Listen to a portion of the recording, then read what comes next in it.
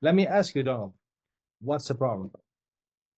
Just because something is good on the surface doesn't mean that it's actually true.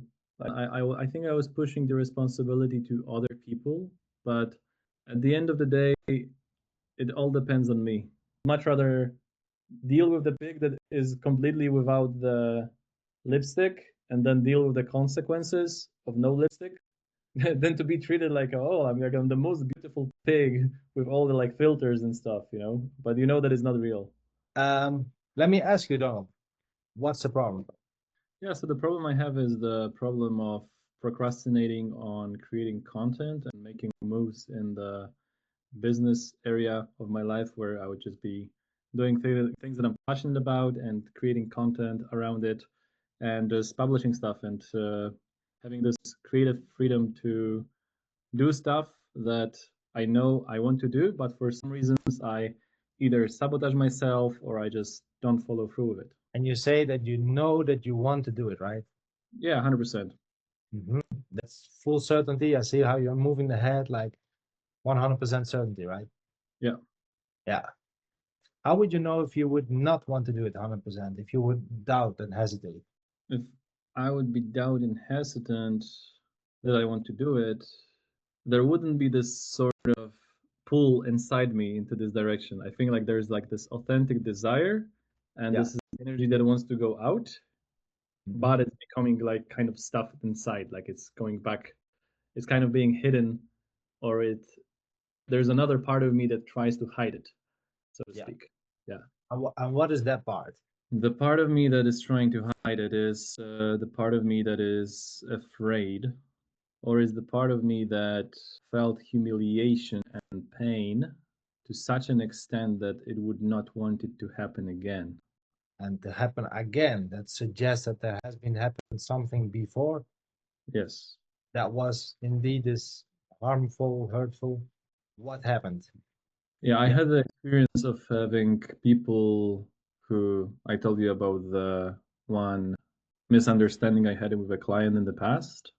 Yeah. And then I had other people in my life who knew about it and then they used it to sort of blackmail me or to suggest that people are going to write articles about me in the biggest newspapers and that I was being framed as the worst sort of criminal, Yeah. but it was all fake. It was like somebody was pretending that they were the journalists. They were not actual journalists, but I had people who called my parents, who called my friends, and they started, talking shit about me, and they were asking them questions about me, and I felt like I was powerless at the time, and Mhm. yeah, it was it was like a 6-10 month period where I felt like I felt completely out of control. Yeah. And then everything that I did publish before on social media was sort of being used against me. Or I was afraid that, oh, if I say something that I believe in that might be controversial, it could be framed or taken out of context to harm my reputation or to paint me in a certain way. And I think ever since then, and it was like 4 years ago, I've been self censoring myself Yeah. when it comes to content creation and putting stuff out there. And while you speak about this experience, do you notice like uh I'm just checking, it could be right, could be wrong, but do you see like there's like a heat generation going on in your face, like feeling hot? Hmm. There's like a tingling sensation, very subtle, not very big. Uh, Now it's getting like warmer, I would say. There's definitely a temperature rise, yes. Uh-huh. And what does that tell you? Like what is that? Maybe embarrassment is the word, or shame in a way, because I was ashamed of the fact that I was ashamed of the fact that I was ashamed. Yeah. So there You was see like how you're talking more about shame than embarrassment, like it's shame, right? pretty much, yeah. Because embarrassment is just like, oh, too bad Yeah. it happened. And shame was kind of like this kind of existential, I'm a bad person kind of shame, or somebody framing me as a bad person, and then I believe that I'm a bad person in a way. Yeah.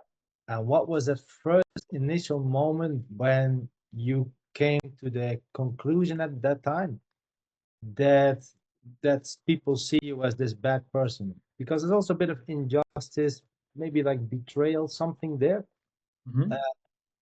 but like you got this news, it might be a text message, it might be like, what was that first moment when that like hit you that hard?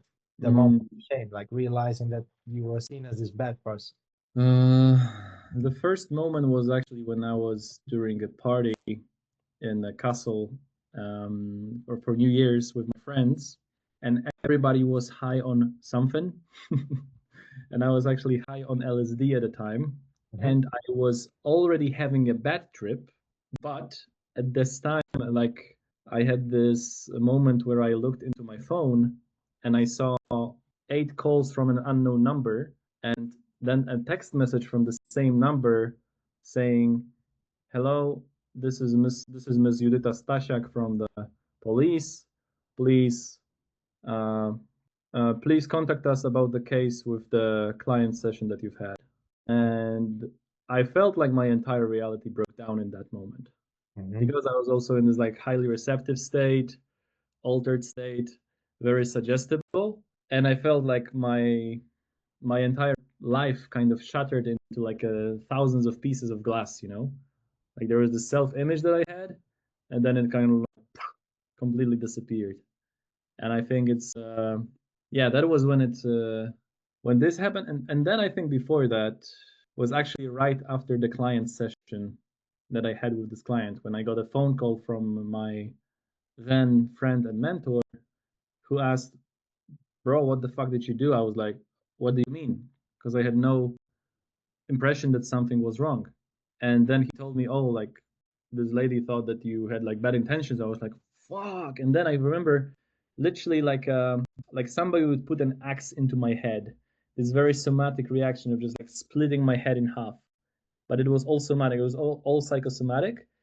And I would say that this was the biggest sort of shame input or shame download that I had in a single moment in my life. So even the text message from the police wasn't really that as powerful as this moment before after the session when I heard from somebody that, oh my god, I fucked up in a major way, in like a very very big way. And yeah, I would say this was the number one thing. Yeah. Hmm. And you described it as like the X, like splitting, like hitting your head, splitting your head. I remember this moment distinctly. It was as if I had my how I thought about myself and how I related to people, things, and the world was sort of like blasted.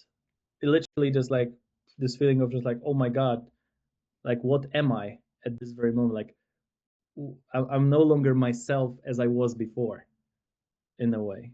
Like it was like a clear split, some like an explosion inside the head, or like a hit of an axe, you know, just like very visceral.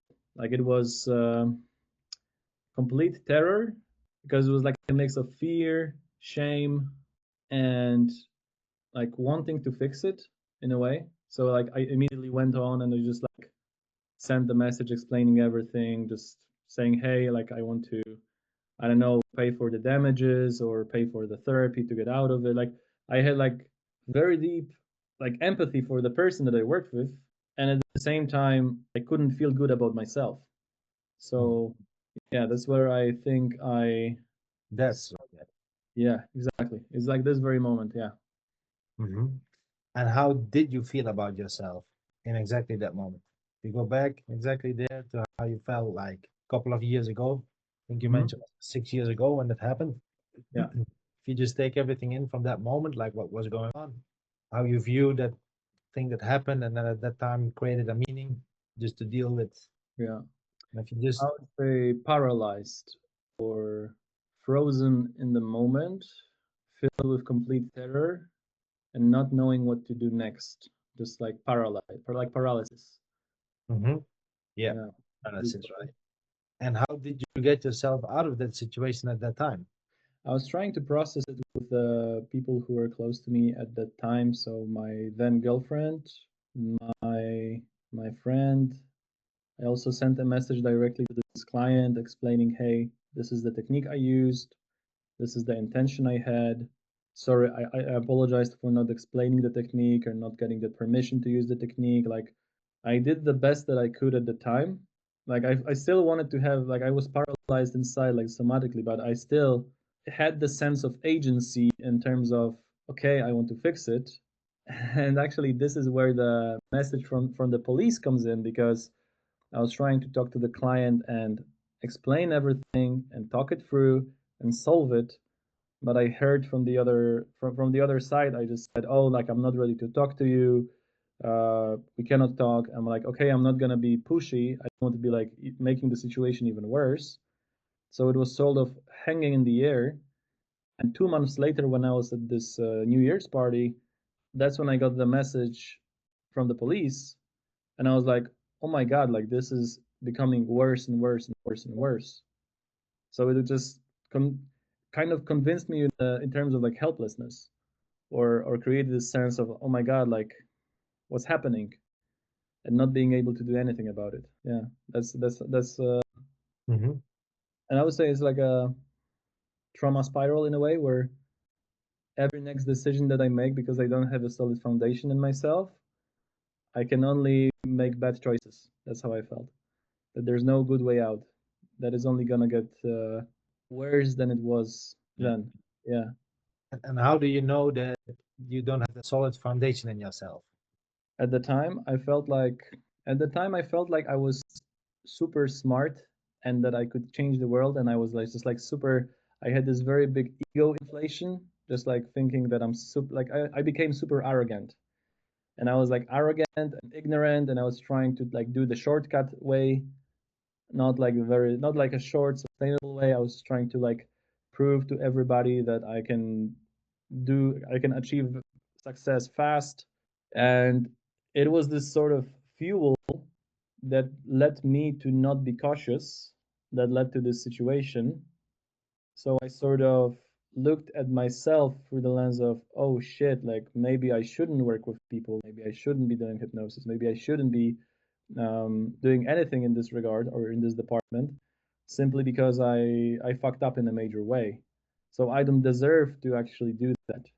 Mhm. So I'm not enough to actually do that, because I have a proof that if I try to do something and I trust my intuition, it leads to a major fuck up. So that was the conclusion or the meaning that I created around it subconsciously. And you mentioned before already, like that now your life is like where you feel like you're moving in life, but you're on handbrake, right? Correct. Does it handbrake in any way relate to this situation of this event happening, where it put like the handbrake on this arrogance type of behavior? Yeah, 100%. 100%. Hmm. Yeah, because the thing is, at the time I was doing my own podcast, I was creating content. I had like 2 hour, 3 hour episodes with different experts from different niches talking about different things. Um, and I felt like I have no kind of filter. So I could talk about anything. Yeah. And, and I loved the freedom and the creativity about it, even though I didn't have like a lot of views or the thing, but I was thinking like, I'm moving in the right direction. That if I Yes. just continue doing it, it's gonna get better.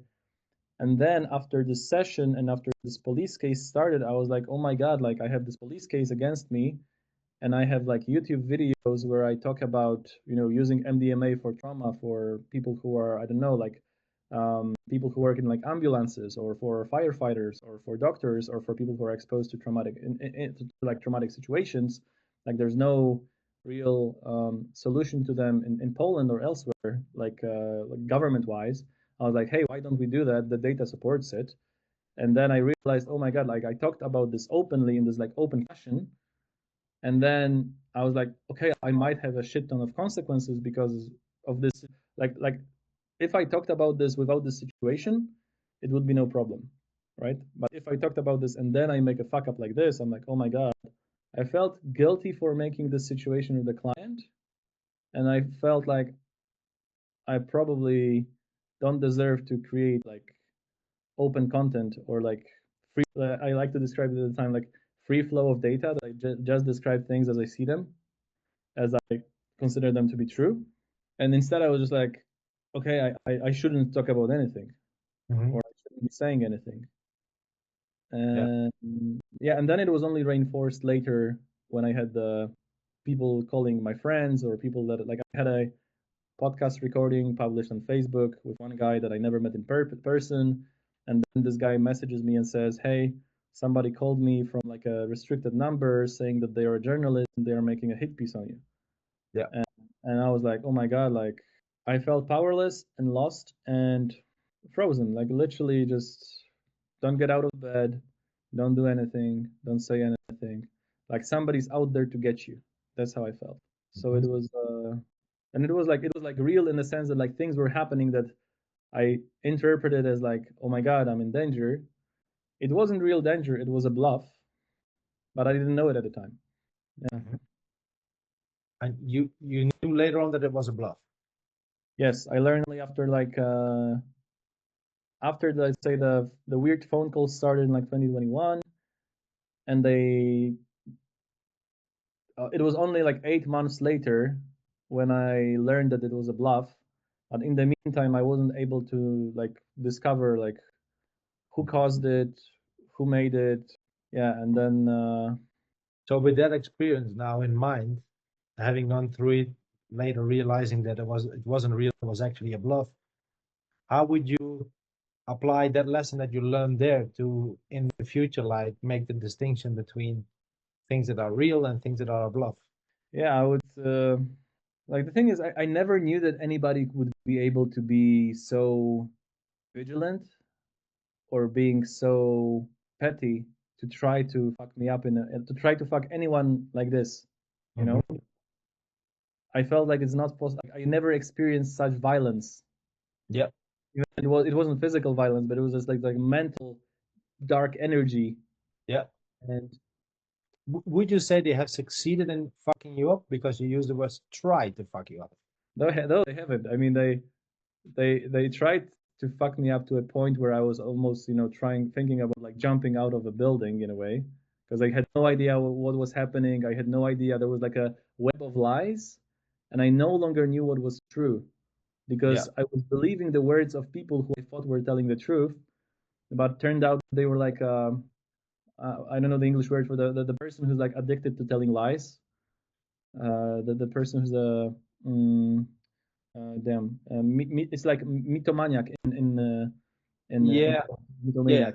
Some character traits. Hmm. Exactly. Yeah. So it was sort of the somebody trying to because I was believing what somebody was saying, I was taking it for granted, and I wanted to double check. Like the lesson that I have for myself is that if I ask someone a question and they don't answer straight, I would say like break contact or get out. So Uh-huh. I was like much more cautious or vetting certain things, being dedicated to the truth, being dedicated to like due diligence Hmm. before interacting with people or being friends with certain people. Yeah. So what Yeah, you've learned from that is like to discern what's the truth and what's not the truth. pretty much, yes. To Because discern, you had this confusion of what looks like the truth, but later on finding out that it's actually a lie and not really anchored in the truth. yeah, So I think it was also like at the time, while this was happening, I saw certain inconsistencies. Like logically, something didn't make sense, but mhm. because I was already afraid, I was in this like vision tunnel. Yeah. I just didn't see the red flags in certain messaging, and other people around me were like, "How can you not see that?" And I couldn't see that because I couldn't discern what was true from what wasn't true. Mhm. And I think it was like I think I was committed to being perceived as someone who I wasn't, and I was trying to sustain the illusion. And because I was trying to sustain the illusion, I no longer knew what was true for me. So then I was like even more vulnerable towards trying to trying to sustain this like persona while hiding away my true self to the point where I sort of became the persona. So I felt like, okay, like this is the role that I'm playing, and all the emotions and all the doubt, like you cannot make it visible. So it was kind of like constant pretending. So I think the lesson that I have from this is just being committed to the truth and knowing what the truth is for myself, even if it's ugly, especially when it's ugly, Mm-hmm. and not try to paint the pig with like red lipstick. We have a saying like that in Poland that you could try to make something ugly beautiful by putting something superficial on it, but it's still gonna be ugly. And if you would apply like exactly this, like being able to discern the truth with, um, they try to take you out of your authentic Mm-hmm. self, like this pretending stuff. You're able to, yeah, to see when the pig and the lipstick is happening. Mm-hmm. If you apply that all in your current situation, like the content creation, like how would you do it like different now going forward? Well, I think I would be if I apply that to my content creation, that means that I'm not trying to put myself above others or trying to present a certain persona, but much rather admit that I'm a human being with flaws, and those flaws also made me into who I am today. And the like all the good things that I have about me and all the flaws is like a package that I have. And Mhm. this package is something that I come with. And when somebody likes it, okay, perfect. If somebody doesn't like it, okay, as well, perfect. But to Mhm. not try to, I think, also impress people, because at the time it was like a lot of pretending, impressing, and there's like a lot of like vanity and superficial shit that didn't matter at the end of the day. Mhm. So I would say it would be, if I were to apply the, like, to not paint the pig with the lipstick, it would like to name, hey, that's the pig, and this is what it does, and this is what it doesn't do. But it's still a pretty nice pig, without having to like put like an Instagram filter on it, you know. It's kind of Yeah. like it's just like a raw, no filter thing. So I would say if I apply this learning to the context of content creation, it's to make it as things are, not as I would wish them to be, and to have an unfiltered opinion or unfiltered story, to not try to hide it, to not try to change it, Mhm. to present it as it is, and then accept whatever people think about me based on this story, because Mhm. it takes a lot of energy to keep pretending and to put up a persona than to be authentically who I am and then share it with all the good and the bad stuff, especially the bad stuff in a way, because it's Mhm. like but then the whole shame disappears.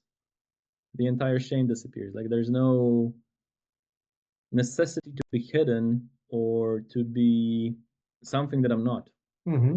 And how Mm. does that feel different than how you've tried it before with the content creation when you had this impressing and this? Oh yeah, I think I delved into the in the self development. You have this concept of alter ego. Mhm. You can create your own alter ego that has no limits and kind of hesitations, and that doesn't have the limiting beliefs that your like authentic self has. But then I kind of went all in where I would like create the persona, the alter ego, and then I would like try to completely cut off the authentic self and just become the alter ego. Mhm. And that's where all the issues were started piling up, because I realized, okay, I mean, I didn't realize it at the time. I realize it right now, where being the fake persona was only a source of pain and suffering, and any kind of pleasure that I got was superficial because I knew that I was liked or disliked by something that I was not. Yeah, becoming very very numb to the lived experience. It's as if like being in it's like being in nature or talking to people, but looking through like the car glass rather than seeing them directly. So there was like this kind of layer that you can see through, but it's still a layer. It's still there. Mhm. And now that glass is gone, you say. Yeah, if I decide, okay, like this doesn't make sense to paint the pig with the red lipstick, then it doesn't make sense to then the glass isn't there. Yeah, like it's a commitment to truth in a way. Yeah. And that Yeah. was shown up with the situation you went through, eh? Yeah, Like, pretty much. because that was the relationship, right? With the thing in the court, with like a block for content creation. Yes, You've seen with the pig, the lipstick, the truth. So that's the connection there, right? pretty much. Yes. Yeah. That's and I mean, even when we talk about this, I think like my sense of being hidden is also because in the court I listened to somebody who told me, "Oh yeah, just paint the pig with their lipstick, just this one more time." Yeah. And then it's kind of this rotten compromise where I'm like, it's not gonna work. Like I know that it's not gonna work, but then Mm. I'm doing it to myself, and I'm painting myself into something that I'm not, and then I'm self-sabotaging because deep down inside I know that I'm crafting a lie. Yeah.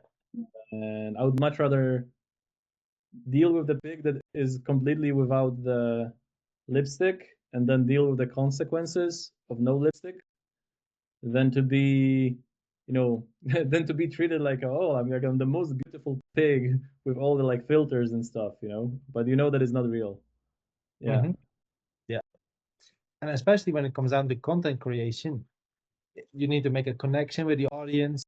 Right. They need to feel you. They need to empathize with you. Like if you share whatever what you share, if it's education, if it's your life stories. How do you think that people will respond to you now, seeing your future videos being released?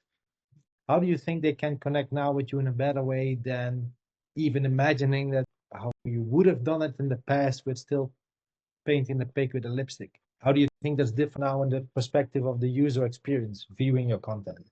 I think from the user experience, like it's activating different parts in themselves, right? So I think if I was to be a fake persona, I would kind of trigger the bullshit detector or their own fake personas who would attack me in a way, or at least so I think that they would be right to sense some bullshit, and then from my persona, I would pretend that it's not the persona that is real me, right? But it would be actually just oh, it's not a lipstick. No, no, no. It's all natural, Or it's Mhm, like you have the sometimes you have girls with the like thick lips. And it's like, oh no, it's all natural. It's all natural. Yeah, yeah, yeah. I was born like this. Yes. mhm, I think this is like the mhm. main takeaway. So to come back to the question, I think I would say from the user experience perspective or their view or what they sense inside, it wouldn't be performative. It would be authentic. Yeah. And how do you view content? So when you're the one who views content, Hmm. how do you, because you have this ability to filter truth from untruth, you can Hmm. discern that. Where before, like in the past, you were uh, tricked and illusioned by these people who have lies and everything. You were like bought into untruth, thinking it was the truth. But now you're able to discern. How do you use that discerning ability to discern the content from authentic content creators versus performance? How does that make you feel different in both? Hmm. I think with also the adventure of just like having this like the bluff with the calls, I also realize right now that it's just because something is good on the surface doesn't mean that it's actually true. Like we even had a call today with my CEO, the guy that I'm working with, and he was describing how one of the like big influencers story is all made up, and it's kind of this whole thing where the story isn't true, but the persona is convincing, and it's like it's very persuasive. But it's I think what if I were to discern it, I would just listen to my body. I would just listen to my subconscious. What does Hmm. it tell me? And to not ignore the signals when something doesn't feel right. Because I did because I did ignore it in the past and it ended really badly. Hmm. And now I just know that even if things feel good on the surface, but internally I know that it's not a good direction or something feels off, I Hmm. would then either bring it up and confront it, Hmm. or I would just take some action to recognize the signal, Yeah. then make a decision based on whatever feedback I get, whether somebody's bullshitting me or whether there's actually good reason behind like that I might not perceive something, because intuition could be also wrong. I know that, but I think there's like this certain like principle of being committed to the truth or mutual understanding and not withholding information. Yeah. Yeah. And let's say for now that you're, let's say like later today, tomorrow, whenever you have time, you make a content, you record yourself something in your journey of being committed to the truth. There is like this body that speaks to you from the subconscious that you're on the right path, you're on the truth. How do you imagine yourself receiving that signal? I think it's like a slow burning steam engine fire in like one of those old trains where they were kind of like putting the coal into this engine, and then Mm-hmm. it just like it allows this entire vehicle and the entire transport, like the energy from the steam that is generated through the heat allows for the whole machine to operate. And I think this, or even like nuclear fusion, which like is just kind of like this, like very powerful, not a very big thing, but it's like very powerful, and it really radiates so much energy that it allows to um, create this huge amount of electricity. So that's how I would say, that's how I would feel it, that it's like this sense of embodiment. So it's an embodied understanding, embodied knowledge. It's pre-verbal. So it's even before the conscious mind comes in, or before there's like seed of doubt. It's the excitement with dose of curiosity and constant exploration, just seeing where it leads me, and with trust in oneself. Mm-hmm. Hmm. And if you see yourself, let's say, making content like tomorrow, the next day, whenever you have that coming up, do you believe yourself you're good to go, or is there something in the way? No, I think it's all about internal thing, because I think I was pushing the responsibility to other people, to other people's decisions or perceptions or thoughts, but at the end of the day, it all depends on me. Like, because every single, like, I don't need to, even though somebody might have doubts or fears, like I don't need to explain them, or I don't need to take them over and kind of let them inhabit my own ecosystem.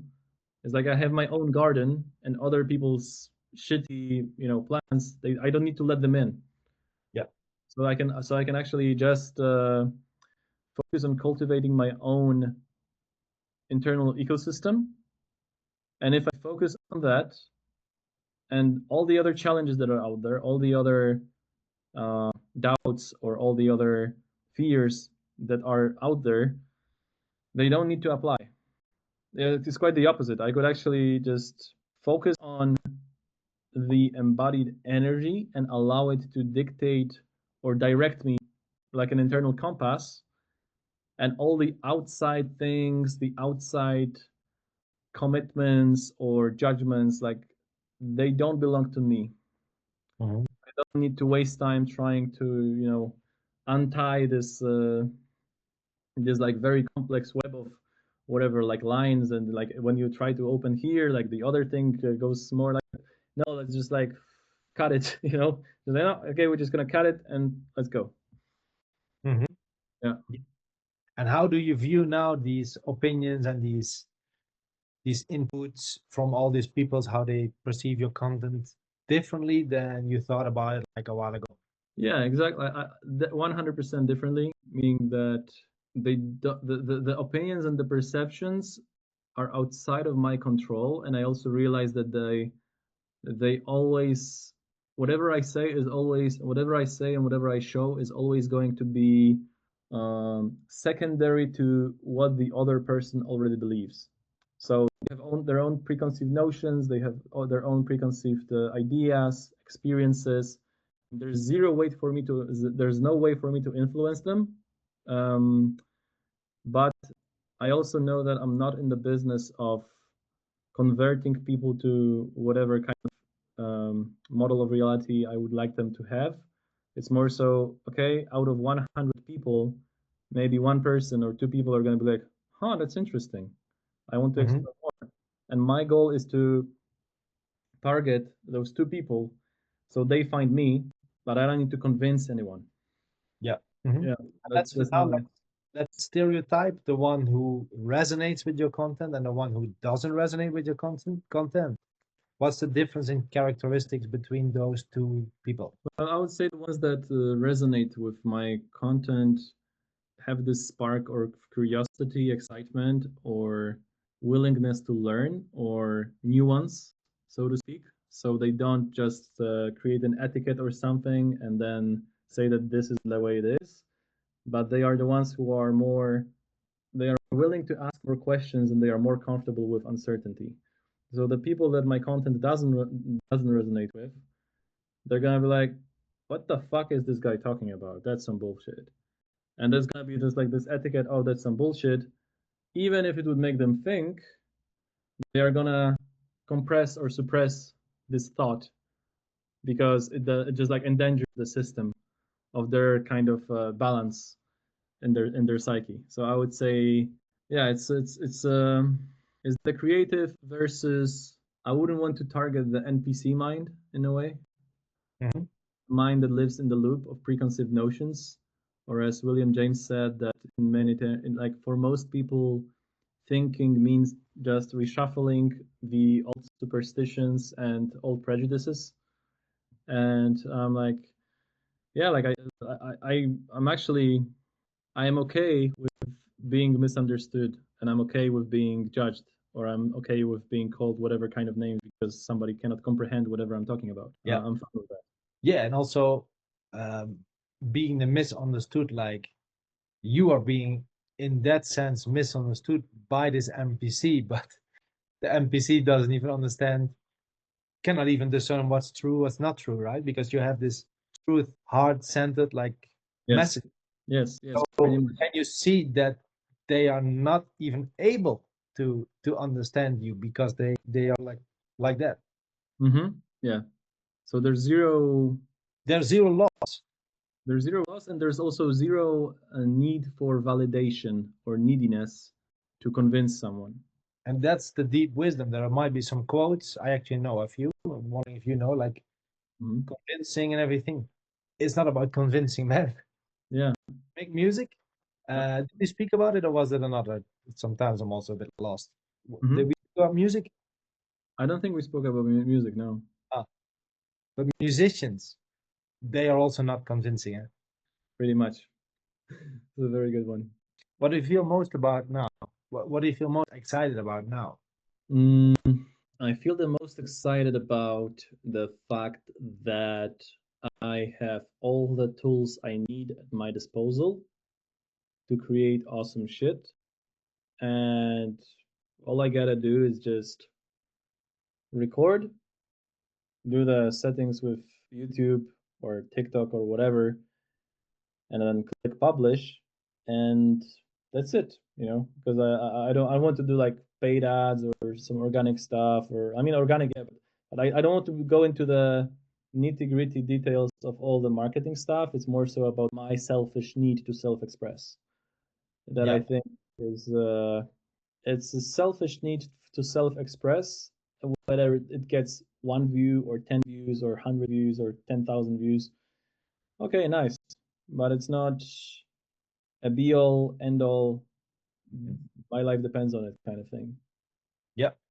And then also like seeing, okay, where does it lead me? What kind of doors are open and what new opportunities are out there if Yeah. I allow myself to just go with the flow, and kind of like a surfer that surfs the waves, like he's not convincing the wave as well. You just ride a wave. Yeah. Hmm. He's just riding the wave.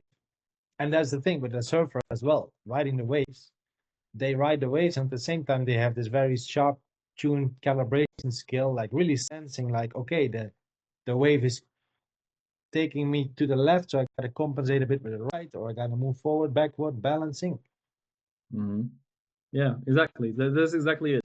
That it's not just like, I do this and then whatever. It's more so about calibrating as well. But following the intuition and being okay to fall off the board and then catch the next wave. That's it. What else do you see, like regarding like this content, how that goes, how you see yourself like recording, publishing, Yeah, I like see myself recording, publishing, recording podcasts, going into rabbit holes and then publishing about those rabbit holes. Feeling as if I was like 5, 6 years old and just like constantly asking why, and just like having this endless curiosity. Mhm, And yeah, and then seeing what things might come out of it, but definitely forgetting about like being so immersed in the art that I do not care about like that is the intention to create is to create is just to create for the creation itself. It's not a means to an end. mhm, Just like other things like working a job or doing XYZ, like those could be means to an end, but this is the one thing that is like an end in itself. mhm. Yeah, of I see. Have you heard about Rick Rubin by any chance? course. Yeah. The creative act, of course. Yeah, yeah, yeah. I thought so. I was just about to ask, but I thought so. Yeah. Do you sense that feeling connected with that spirit right now, where you didn't were connected with that before this conversation? Yeah, 100%. 100%. I even got goosebumps. Yeah, it's out there. It's like being plugged into the right server, or like the right source. Yeah, that's what happens when like old beliefs are gone and there's like opening up for like channeling in the creative, authentic self-expression. That's when what you were saying already, like doors open, Mhm. new ways show up, and yeah, things like meanings that we give to people who like our content, people who don't like our content, how we resonate with, how strong we are attached to those things. Because if there's an old limiting belief frequency, then we are vibrating with the, let's say, the haters, right? Mhm. Because that resonates. But if Right. you're operating on this high level from the truth, and we get a few views and whatever, it doesn't get caught up to us anymore. Mhm. Yeah, it Because doesn't it that's doesn't all that stick. Yeah. matters. Mhm. Mhm. Here we are, man. 1 hour later. Damn. If you try to go back, like thinking like the resistance block that you felt with making content like a while, like an hour ago, Mhm. can you even go back? No, it feels like it feels like Super funny, man. it's as if somebody was trying to speak Martian to me. Like, what? Like it's not resonating at all. No, it's not. Hmm.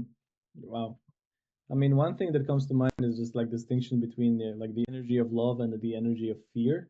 Mhm. It just feels like the act of creation is the pure expression of love in a way, whereas the fear is just like this whole hiding, tension, worrying, Yeah. doomsday scenarios. And I think that it's like binary.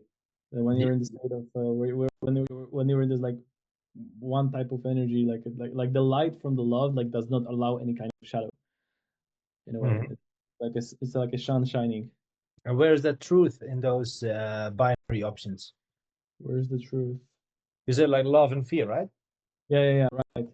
I would say the truth is wherever someone chooses or feels that it is. So for someone who's in the energy of fear, their truth becomes the manifestation of fear. Yeah. Whereas in the opposite one, it's the love energy, and then the truth of the love becomes the manifestation of the like that the person's reality is gonna be experienced by whether they operate in the energy of love or the energy of fear. Hmm. But it's like simultaneously those two could be coexisting, but they never appear at the same time. It's binary. But maybe you meant something else. Maybe. Well, let's say like about content creation, someone is operating from fear and someone is operating from love. If they ever discover the other side, Mhm. which one would never go back? The fear to love. Yeah. The fear of experiencing love would never want to experience fear again. Yeah. For me, that's the question where I really realize like this is something really truthful where I can stay. you know, because I've experienced like a couple of sides, a couple of perspectives, and where I choose to stay. That's the truth. So even if, let's say, even if there's like moments in life when there's the like, glimpse of fear, you still can choose not to go down this road. Yeah, those are things where mindfulness comes in, uh, Mm-hmm. and that's also the yin and yang of life. You know, every white has a bit of black, every black has a bit of white. Mm-hmm. It's never like only love, only truth, only enlightenment, only smiling. Life is not like that, but it has this discernment of, hey, I'm taking away, let's go back. Mm-hmm. Just as Yeah. a surfer, like he is, you say like he's never falling, but he's many times he's about to fall if he doesn't course correct. Mm-hmm. Yes. Yes. Mm-hmm. Think we got it locked in, man. Yep. Super fun. Damn. Let me know, man, in the next days. Right. Damn. With a big smile. I'm happy to see that, man. Yeah. Whoa. It's like, you know what? It's like you said, like somebody doing the heart surgery on themselves. Because I Yeah, mean, I've done like this group sessions recently, this, that, and everybody's like super happy. I And know. and then again, it's like, Yeah, and that's very interesting. I will make more content about it if that fits with the target audience. But there's this, um, like every coach has his own coaches. right. But what's often the trap, if you are, let's say, the teacher, the trap is that you cannot be the student again. That's Yeah. I think also Bruce Lee says, maybe him or Mohammed Ali, whatever these guys, they say like always be like the student of life, like always be open to learn. Mm-hmm. And Right. we think that once, like even as a hypnotist, yeah, I know many hypnotists, they still have other hypnotists or they have other coaches or they have their own shit. Like everyone has their things, you know. Yeah, that's also the yin and yang again, but that is perfection, like to notice them, to work on them. Oh, something else comes up, maybe something comes back a little bit, but Mm-hmm. not being dragged away by that stuff. But it's Mm-hmm. all, that's at least the image I have. For example, someone like a Tony Robbins. Oh, he has these million per year clients and he's smiling and he can do this, this, and this, and this, and this. He is at home always like, hey, lady, how are you doing? Like, he also has moments when he's angry or doesn't have clarity or feels overwhelmed or whatever.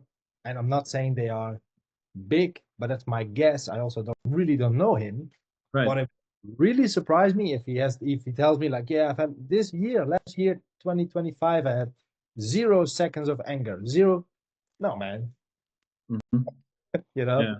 Yeah. Like it's a bit like this state engineering or trying to go against like nature of life in a way, like trying to make it's like trying to be in like this antidepressant ad from the Yeah, US, just like, oh, everybody happy and my day is so good, and I was stuck in traffic, but whatever. It's like, yeah, life doesn't work like this. and it's a lot of the force. Mm-hmm. There's the book Force versus, Power versus force. yes, Okay. exactly, power versus force. Yeah, that's also what you say with the chat. By the way, you said you felt disempowered. Mm-hmm. Now when the power is back, it's effortless.